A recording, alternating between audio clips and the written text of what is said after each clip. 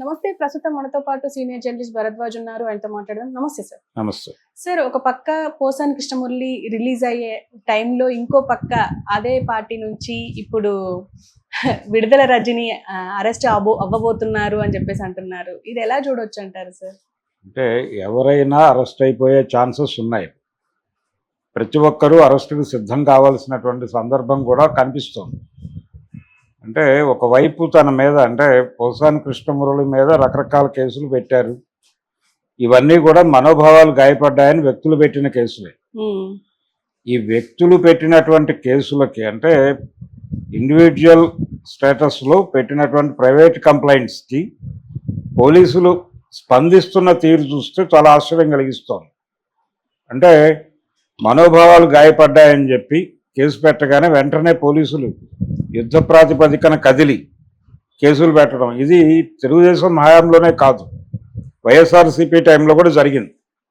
కొంతమంది మీద కాస్త దూకుడుగా పోలీసులు వెళ్ళారు. ఆ టైంలో వెళ్ళారు. దాన్ని ఇంకొంచెం ఎక్కువ స్పిరిట్తో కొనసాగించే ప్రయత్నం చేస్తున్నాడు చంద్రబాబు. అందులో భాగంగానే పోసాని కృష్ణమురళి మీద 18 పైన కేసులు రకరకాల చోట్ల పెట్టి ఆయన్ని అలా జైల్లో ఉంచి నిన్నే బెయిల్ మీద విడుదలయ్యాడు. అతి కష్టం మీద ఆయన మీద పెట్టిన ప్రధాన ఆరోపణ ఏంటి? ప్రముఖ నాయకుల్ని మీడియా ముందు ఆయన ఇష్టం వచ్చినట్టు మాట్లాడాడు అనేది.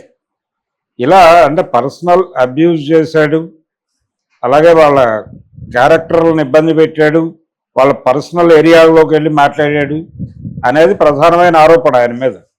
ఇది వాళ్ళు చేశారు. తెలుగుదేశం వాళ్ళు కూడా చాలామంది వైసీపీకి చెందినటువంటి వ్యక్తుల వ్యక్తిగత జీవితాల్లోకి వెళ్ళి మాట్లాడిన సందర్భాలు అనేక ఉన్నాయి. జనసేన నుంచి నడిచింది, అది తెలుగుదేశం నుంచి నడిచింది.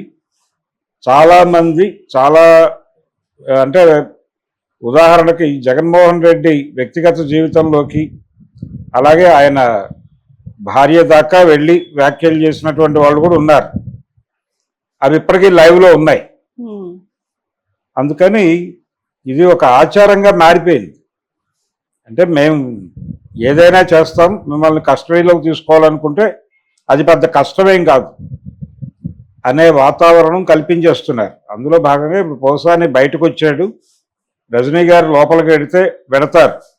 ఆవిడ ఒక్కతే పెడతారా, లేకపోతే ప్రస్తుతం బయట వినిపిస్తున్న చాలా పేరు నాని దగ్గర నుంచి మొదలు పెడితే కొడాల నాని వరకు ఎవరెవరు వెళ్తారు అనేది పాత లిస్టు చాలా ఉంది.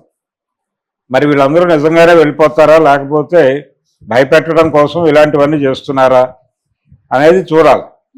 అంటే ఆల్రెడీ వంశీకి ఇంకా బెయిల్ రాలా ఉన్నాడు. ఈ వారంలో వస్తుందని అనుకుంటున్నారు. పోసానికి అయితే సక్సెస్ఫుల్గా బెయిల్ వచ్చింది, బయటపడ్డాడు ఆయన. మిగిలిన అంటే బయట ఎక్కడా మాట్లాడకూడదు, కండిషన్ బెయిల్ ఇచ్చారు ఆయన. వారంలో 3 సార్లు 4 సార్లు వెళ్ళి అక్కడ సంతకాలు పెట్టి రావాలి, ఎక్కడా మీడియా ముందు మాట్లాడకూడదు, ఇలాంటి చాలా కండిషన్స్తో బెయిల్ ఇచ్చారు ఆయన.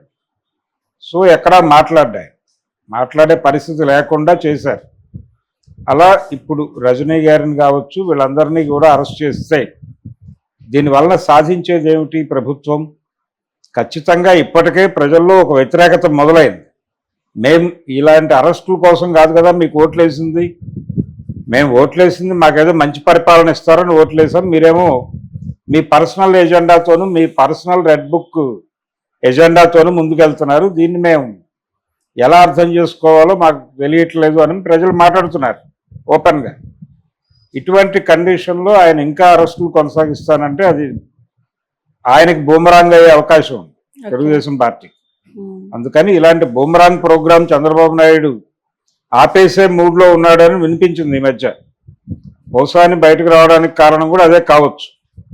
ఈ టైంలో మిగిలిన వాళ్ళని అదిలించటానికి కేసుల భయం, అరెస్టుల భయం నడవాలి అని నడిపిస్తున్నారు తప్ప ఇంతకంటే సీరియస్ అరెస్టులు ఉంటాయా అనేది చూడాలి. వర్మ గారికి నోటీసులు వెళ్ళినాయి, ఆయన వెళ్ళేదో సమాధానాలు చెప్పుకుంటున్నాడు.